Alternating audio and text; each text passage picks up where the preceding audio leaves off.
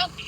இந்த மனநோயாளி இன்றைய நேற்று கிட்டத்தட்ட 5 வருடம் வைத்து இதே பிரதான வீதியில உலாவி கொண்டிருக்கிறார். அதாவது கருமுறையிலிருந்து மட்டக்களப்பு வரைக்கும் இந்த பிரதான வீதியில உலாவிய வண்ணம் இருக்காரு. இவரால பல வீதி விபத்துகள் நடைபெறும். அது மாத்திரமல்ல, இவரால சுகாதார கேடுகள் வரதுக்கும் வாய்ப்பு இருக்கு.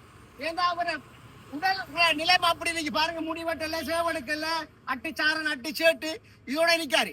அதே மாத்திரம் இல்லாமல் இவரை கண்டு சின்ன பிள்ளைகள் கூட பயப்பட்டு, என்னடா அவர் ஒரு பிரச்சனைக்குரிய ஆளுண்டு, சின்ன பிள்ளைகள் ஒரு மனநீதியாக சின்ன பிள்ளைகள் பயப்பட்டு.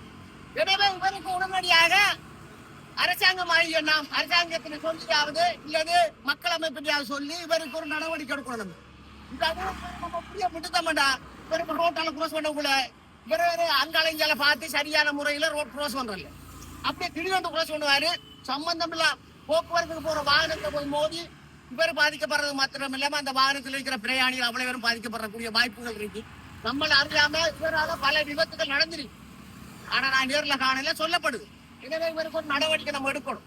தயவு செய்து இது இந்த பிரதேச இருக்கட்டும் அல்லது திணைக்களமாக இருக்கட்டும், இவருக்கு உடனடியாக நடவடிக்கணும். குறிப்பாக இந்த பிரதேச சம்பந்தப்பட்ட சேமன், அதாவது அவற்ற பார்வைக்கு நாங்கள் இந்த கருத்தை குறிப்பாக விட்டு சொல்றேன் என்பதை தெரிவித்துக் கொள்கிறேன் என்று மறவா உங்கள் அன்பு செல்வேசன். நன்றி, வணக்கம்.